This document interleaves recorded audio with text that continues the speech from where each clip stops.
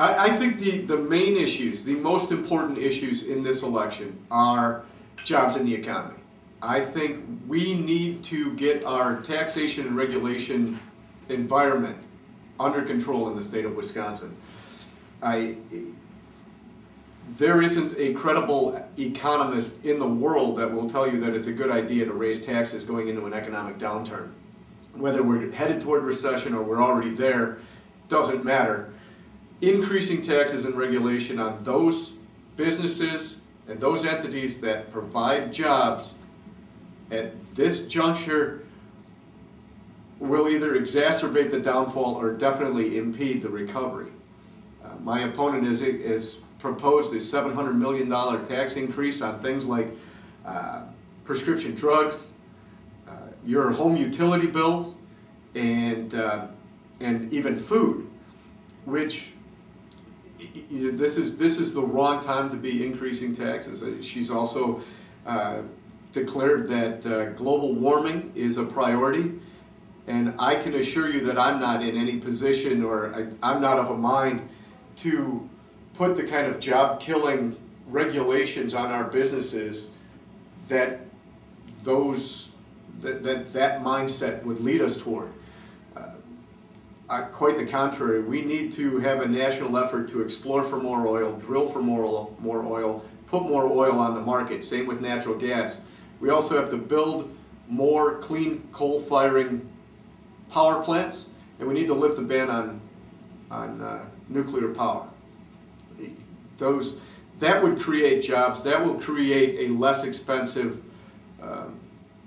energy infrastructure that we need in our society to move forward. We also need to look at issues of government transparency. I think our government, you know, the old adage about government and making sausage, it's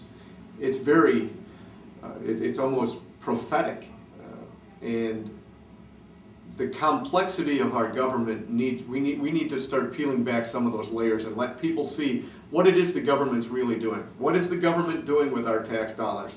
That's why I wrote a bill to create a website that would put every government expenditure over $100 in a searchable database, so that you could search what department spent that money, who got that money, what they got it for, and what I'd really like is what legislator put that in the budget.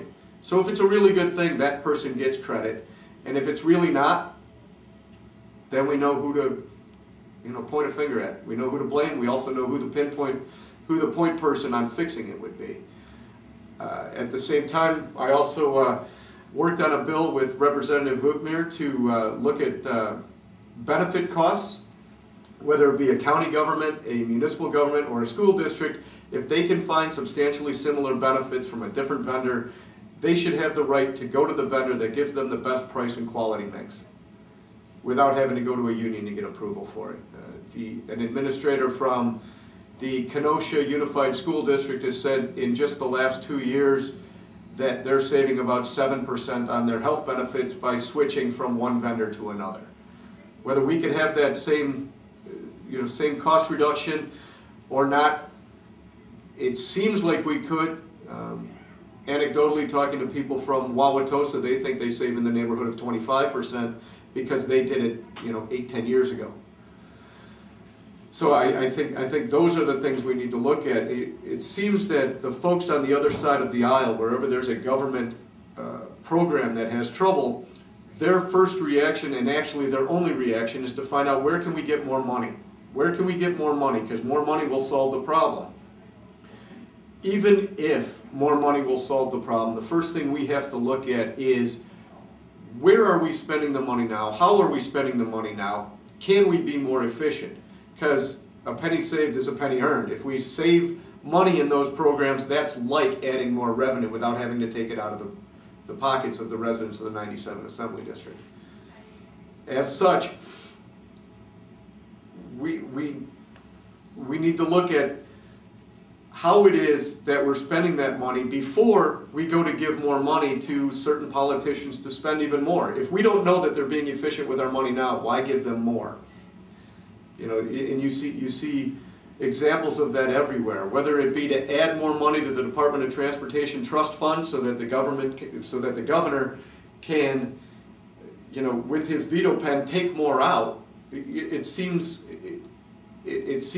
folly to put more money into a bucket knowing that there's a hole in the bucket where the money leaks out.